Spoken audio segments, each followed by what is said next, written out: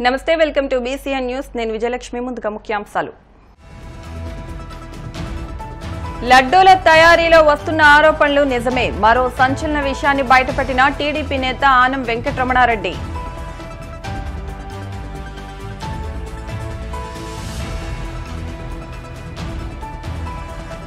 AP హోంమంత్రి అనితను రక్షణ కోరిన ముంబై నటి జత్వానీ సానుకూలంగా స్పందించారంటూ స్పష్టం.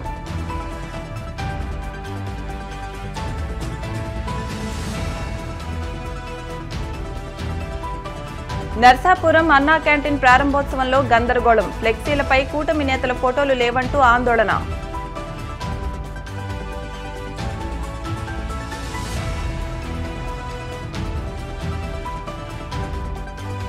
బీజేపీ రాష్ట్ర అధికార ప్రతినిధి లంకా దినకర్ సంచలన వ్యాఖ్యలు. త్వరలోనే కాంగ్రెస్ వైసీపీలు ఒకటవుతాయంటూ జోస్యం.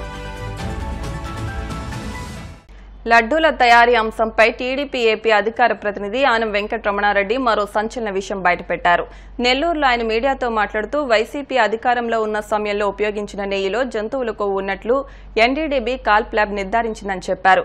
జూలై 8న ల్యాబ్కు పంపించగా అదే నెల 17న ఎన్డీడీబీ కాల్ప్ ల్యాబ్ నివేదిక ఇచ్చిందని అన్నారు.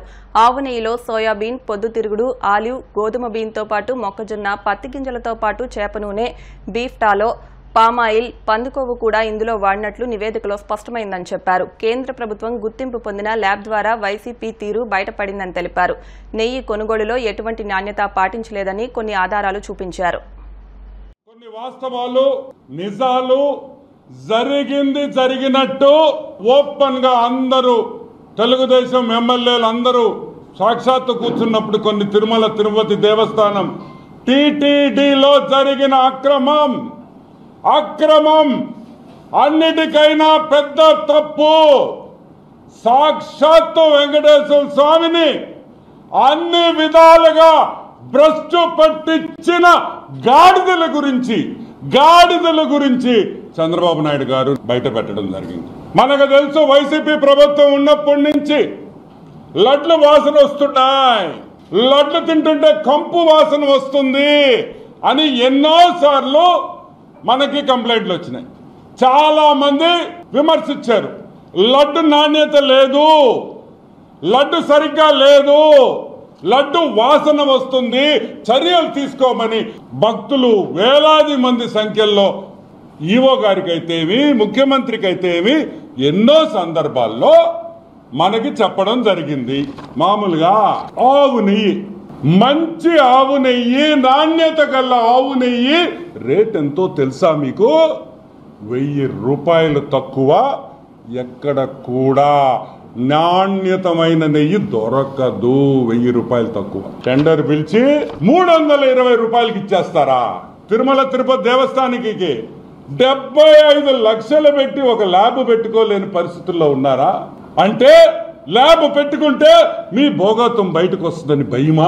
ఏ ట్రక్కులో తీసుకొని వచ్చిన నెయ్యి ఆ వెంకటేశ్వర స్వామి లీలలతో అది టెస్టింగ్ పోయింది. టెస్టింగ్ చేసింది ఎవరు? తాడేపల్లి ప్యాలెస్ వైఎస్ ల్యాబ్ కాదు, తాడేపల్లి ప్యాలెస్ వైఎస్ ల్యాబ్ కాదు, ఆఫ్ గుజరాత్ లో ఉండే national dairy development board, one of the number 1 laboratories భారతదేశంలో కాదు, ఈ ప్రపంచంలోనే నంబర్ 1 ల్యాబ్. ఇదిగోండి, ప్రతి యాసిడ్, ప్రతి కాంపోనెంట్, దీంట్లో ఆ మిల్క్ లో ఉండే ప్రతి ఐటమ్ కూడా ఏమేమి ఉన్నాయి, అసలు ఏముంది దీంట్లో నెయ్యిలో, ప్రతి ఒక్క రిపోర్ట్ 52 ఐటమ్స్ ని అనలైజ్ చేసి మీరు సప్లై చేసిన నెయ్యి, ఈ నెయ్యిలో ఏమేమి ఉంది? సోయాబీన్, సన్ఫ్లవర్ సీడ్లు, మైదా, కోకోనట్, చేప నూనె, ఫిష్ ఆయిల్, చేప నూనె. వెంకటేశ్వర స్వామికి ఇచ్చిన నెయ్యిలో చేప నూనె కూడా కలిపారు. పామ్ ఆయిల్, కోకోనట్, పాము, fat, palm oil and beef టాలో, గొడ్డు మాంసంలో వచ్చే పదార్థాలని కలిపారు. బీఫ్ టాలో, లాడ్ అంటే యానిమల్ ఫ్యాట్, జంతువుల మాంసం. అవి ఏ జంతువులో మనకు తెలీదు. కుక్కలు కావచ్చు, నక్కలు కావచ్చు, పిల్లులు కావచ్చు, కుళ్ళిపోయిన కుక్క పిల్లలు కావచ్చు, కుక్కల మాంసం వస్తుంటది చెన్నై నుంచి, మా నెల్లూరుకి ఎన్నిసార్లు పట్టుకున్నారో తెలుసా మీకు? 1000 టన్నులు పట్టుకున్నారు, 100 టన్నులు. ఆ నూనె కూడా వాడారని భయముగా ఉన్నది. 20% అంటే నాణ్యతలో 20% వరకే ఈ నెయ్యి బాగుందని ఒక రిపోర్ట్ ఇచ్చింది. వెంకటేశ్వర స్వామి ప్రసాదాల్లో ఆ నెయ్యి వాడతారా? కుళ్ళిపోయిన జంతువుల్లో నుంచి తీసిన నెయ్యి వాడతారా? ఎంత అపచారం అని అడుగుతున్నా. అసలు ఇది న్యాయమా అని అడుగుతున్నా. ఆ గోవిందుడు ఏం పాపం చేశాడని మేము అడుగుతున్నాం. మీరు ఇదేనా మీ పాలన? జగన్మోహన్ రెడ్డి వాళ్ళ బంధువులు దేవుణ్ణి నమ్మరు. మేము పదే చెప్తున్నాం, తిరుమలలో అన్యాయాలు జరుగుతున్నాయి, వీళ్ళకి అసలు వెంకటేశ్వర స్వామి మీద నమ్మకం లేదని ఆ రోజు అన్నాం. ఈరోజు తనకు తన కుటుంబానికి రక్షణ కల్పించాలని ఏపీ హోంమంత్రి అనితను కోరినట్లు ముంబై నటి కాదంబరి జత్వానీ తెలిపారు.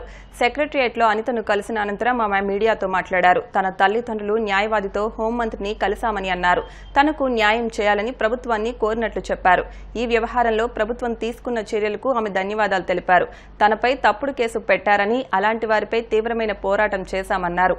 ఇలాంటి తరుణంలో తన కుటుంబానికి రక్షణ కల్పించాలని ప్రభుత్వాన్ని కోరినట్లు తెలిపారు. తనకు మానసికంగా భౌతికంగా ఇబ్బందులు ఎదురయ్యాయని, దానికి పరిహారం ఇవ్వాలని కోరినట్లు చెప్పారు. ఈ వ్యవహారంలో ప్రభుత్వం తీసుకున్న చొరవకు జత్వానీ ధన్యవాదాలు తెలిపారు. ఈ కేసులో రాజకీయ జోక్యం ఎంత ఉందనేది తనకు తెలియదని, అంతా విచారణలో తేలుతుందని అన్నారు. ముంబైలో ఉన్న కేసు విషయంలో అక్కడే తేల్చుకుంటానని తెలిపారు. My parents, Advocate Mr. Nara Srinivas Rao, along with all our accompanying advocates, we had a meeting with Anita Vangalpudi Madam, the Honorable Home Minister of Andhra Pradesh.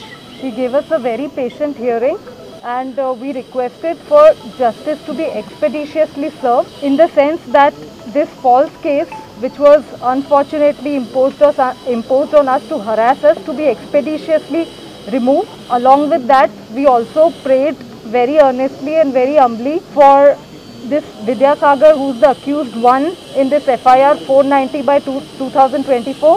He should be arrested very promptly. Me and my family, while we are here, since we have fought very courageously and we face a lot of danger from the people that we had to file a case against.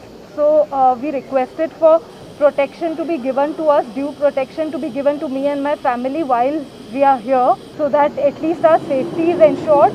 And we also very humbly requested for some compensation from the state of Andhra Pradesh, because we have gone through immense and very unjust financial toll fighting this false case in Andhra Pradesh, which is a lot away from my home state, Mumbai, Maharashtra, and along with the emotional, mental, physical suffering to the toll on our health, everything that we faced. And Anita ma'am was very kind enough to very patiently hear all my grievances, and she assured us that all the injustice done to my family, all the brutal attacks, the brutal blows and the assaults that happened on us in the previous regime, this present government would take all the necessary steps to rectify all these wrongdoings that happened to us, and as soon as possible deliver our rightful justice to us, which along with she also assured that my instruments, which were very wrongfully seized from me,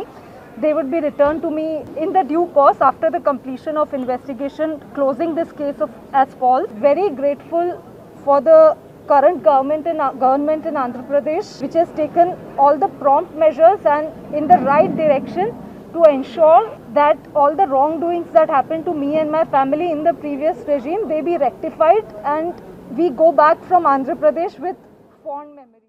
Narsapuram అన్నా canteen ప్రారంభోత్సవంలో గందరగోళం చోటు చేసుకుంది.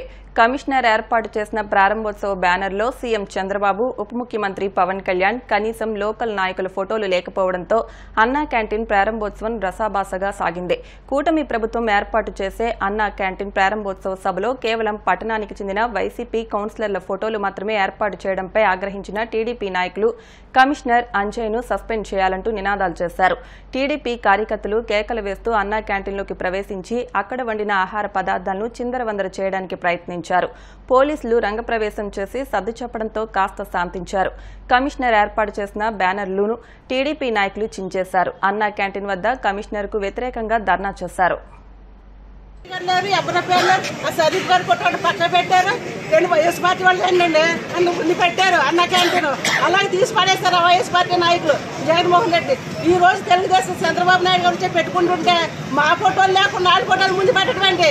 ఇవన్నీ ఎవరు చేసింది ఇక్కడ ముందు వెళ్ళి తీయించాలి. నియోజకవర్గ ఇన్ఛార్జ్ గారు ముందు రావాలి. ఆ పవన్ నాయుడు గారి ఫోటో లేదు.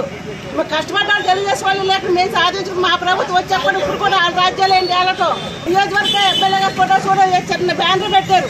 ఏంటి పెద్ద బ్యానర్ లావా కరువు వచ్చేస్తుందా? ఇంతమంది చేస్తుంటారు వీళ్ళ ఫోటోలు ఎగురిసిపోయినాయి. త్వరలో తల్లి పిల్ల కాంగ్రెస్లు ఒకటవుతాయని బీజేపీ రాష్ట్ర అధికార ప్రతినిధి లంకా దినకర్ మండిపడ్డారు. షర్మిల తన అన్న జగన్తో ఆస్తులు పదవుల పంచాయతీ కారణంగానే రోడ్డెక్కిందని విమర్శించారు. ఆస్తి పంచాయతీ సర్దుబాటు చేసుకున్న తర్వాత కాంగ్రెస్ వైసీపీ కలిసిపోతాయన్నారు. కుటుంబ తగాదాలను ప్రజల బాధలుగా మార్చే షర్మిల మాటలు పట్టించుకోవాల్సిన అవసరం లేదన్నారు. నాడు వైఎస్ రాజశేఖర్ నుంచి నేడు జగన్ వరకు అందరూ కూడా తిరుమల తిరుపతి దేవస్థానాలు హిందూ దేవాలయాలకు వ్యతిరేకంగా ఉండే భావజాలంతోనే పనిచేశారని అన్నారు. రాజశేఖర రెడ్డి హయాంలో టీటీడీలో మొదలైన దోపిడీ వైఎస్ఆర్సీపీ అధికారంలోకి వచ్చిన తర్వాత ఇంకా ఎక్కువైందన్నారు. తన తండ్రి భావజాలంతోనే జగన్ కూడా పనిచేశారని మండిపడ్డారు. జగన్ టీటీడీని దోచుకున్నారని, వెంకటేశ్వర స్వామి నిధుల్ని అడ్డగోలుగా దోపిడీ చేశారని లంకా దినకర్ మండిపడ్డారు. హిందూ దేవాలయాల్లో హిందువులు మాత్రమే ఉద్యోగాల్లో నియమించడం ద్వారా ఇటువంటి అరాచకాలను కట్టడి చేయాలని కోరారు. ఎన్డీఏ సారథ్యంలో ప్రధానమంత్రి నరేంద్ర మోడీ గారు, అలాగే రాష్ట్రంలో ఎన్డీఏ సారథ్యంలో ముఖ్యమంత్రి చంద్రబాబు నాయుడు గారు. మోడీ గారు వికసిత భారత్ అంటే చంద్రబాబు నాయుడు గారు వికసిత ఆంధ్ర కోసం పాటుపడే విధంగా అడుగులు వేసేటటువంటి పరిస్థితి ఈరోజు చూస్తూ ఉన్నాం. ఈ దేశాన్ని 2047 నాటికి విశ్వగురువుగా, ప్రపంచంలోనే అత్యంత శక్తివంతమైనటువంటి ఆర్థిక శక్తిగా భారతదేశాన్ని ముందుకు తీసుకెళ్లాలని ప్రధానమంత్రి నరేంద్ర మోడీ గారు కాంక్షిస్తున్నారు. అలాగే రాష్ట్రాన్ని ఛిద్రమైనటువంటి ఆర్థిక పరిస్థితి నుంచి అభివృద్ధి, సంక్షేమం రెండింటినీ కూడా సంపాల్లో ముందుకు తీసుకెళ్లాలని చంద్రబాబు నాయుడు గారు ఇక్కడ పనిచేస్తూ ఉన్నారు. మనం చూస్తూనే ఉన్నాం. కాంగ్రెస్ పార్టీ రాష్ట్ర అధ్యక్షురాలుగా చాలామంది అవుతున్నటువంటి షర్మిల గారిని చూస్తూ ఉన్నాం. ఆమె కూడా నిన్న చూస్తే ఆమె చేసేటటువంటి వ్యాఖ్యలు 3 నెలలకి 6 నెలలకు ఒకసారి ప్రాంతాలు మార్చేస్తూ రాజకీయాలు చేస్తున్నటువంటి పరిస్థితి ఆమెని కూడా గమనించాం. షర్మిల గారు తన అన్న జగన్మోహన్ రెడ్డి గారు యొక్క ఆస్తుల పంచాయతీ ఏదైతే ఉందో దానికోసమే రోడ్డు ఎక్కినట్టు కనపడతా ఉంది. ఒకసారి తెలంగాణలో, ఒకసారి ఆంధ్రాలో. అలాగే తెగిన గాలిపటంలాగా ఒక దిక్కుతోచని విధంగా ఎటు పడితే అటు పరిభ్రమిస్తా, ఇష్టం వచ్చినట్టు ఇష్టానుసారంగా మాట్లాడేటటువంటి వ్యాఖ్యలు మనం చూస్తూ ఉన్నాం. ప్రజలు కూడా చర్చించుకుంటున్నారు. త్వరలో అన్నా చెల్లెళ్ళ పంచాయతీ కూడా సర్దుబాటు జరిగి కాంగ్రెస్ పార్టీలో వైఎస్ జగన్మోహన్ రెడ్డి గారు వైఎస్ఆర్సీపీని విలీనం చేసే పరిస్థితి కూడా ఉంది అనేటటువంటి మాట కూడా కనపడతా ఉంది. ఎన్నికల ముందు ప్రధానమంత్రి నరేంద్ర మోడీ గారు ఆంధ్రప్రదేశ్లో పర్యటిస్తూ తల్లి పిల్ల కాంగ్రెస్ రెండూ కూడా ఒకటే, ఓట్ల చీలికతోటి అన్నకి ఉపయోగపడేటటువంటి విధంగా ఇక్కడ కార్యాచరణ మొదలుపెట్టిందనేటటువంటి వ్యాఖ్య ఏదైతే ఉందో అది క్రమానుగతంగా అది వాస్తవం అయ్యే పరిస్థితి కనపడతా ఉంది. పైకి మాత్రమే విమర్శలు, లోపల పంచాయతీ ఏంటంటే ఆస్తుల పంచాయతీ, పదవుల పంచాయతీ. అంతకు మించి వాళ్ళిద్దరి మధ్య ఏ విధమైనటువంటి ఇది లేదు. ఇక్కడ ఎట్లా ఉందంటే వైఎస్ ఫ్యామిలీలో, వైఎస్ రాజశేఖర రెడ్డి గారి ఫ్యామిలీ, వాళ్ళ కుటుంబ తగాదాలు ప్రజల బాధల్లాగా వాళ్ళు ఫీల్ అవుతూ ఉన్నారు. ఇవాళ చూస్తూ ఉంటే ప్రజల మీద రుద్దేటటువంటి ప్రయత్నం చేస్తున్నారు వాళ్ళ కుటుంబంలో ఉండేటటువంటి అంతరాల్ని. దానిలో భాగంగానే ఇవాళ రాహుల్ గాంధీ గారి గురించి ఒకవైపు, దేశంలో రాహుల్ గాంధీ గారు ఏ విధంగా అనాలోచితంగా, ఏ విధంగా అనుభవరాహిత్యంగా, లేకపోతే ఏ విధమైనటువంటి వ్యాఖ్యలు చేస్తున్నారు. ఇక్కడ జగన్మోహన్ రెడ్డి గారికి అవకాశం ఇస్తే ఆయన చేసినటువంటి పాలన కూడా అదే విధంగా ఉంది. ఎవరెవరితోటి కలిసి అమెరికాలో ఆయన చట్టా పట్టాలు వేసుకొని తిరిగారు, ఎవరెవరితోటి ఆయన ఆలోచనలు పంచుకున్నారని ఒకసారి చూసినట్లయితే ఖలిస్తాన్ తీవ్రవాదులు, అలాగే పాకిస్తాన్ తీవ్రవాదులు, ఐఎస్ఐకి సమర్థంగా అమెరికాలో పనిచేసేటటువంటి నిషిద్ధమైనటువంటి వ్యక్తుల్ని పక్కన పెట్టుకొని ఇవాళ రాహుల్ గాంధీ గారు భారతదేశాన్ని కించపరుస్తూ వ్యాఖ్యలు చేసినటువంటి పరిస్థితి ఇవాళ అమెరికాలో మనం చూసాం. దాన్ని ప్రశ్నిస్తే అది తప్పుగా కనబడుతుందా? దాన్ని ప్రశ్నిస్తే అది తీవ్రవాద భావజాలంగా కనబడుతుందా? ఈ విధమైనటువంటి ఖలిస్తాన్ వేర్పాటువాదులు వారు రాహుల్ గాంధీ గారు చేసినటువంటి వ్యాఖ్యల మీద ఖలిస్తాన్ తీవ్రవాదులు ప్రత్యేకంగా వాళ్ళు ఒక లేఖను కూడా విడుదల చేశారు. ఇప్పుడు కాసేపు ప్రకటనలు.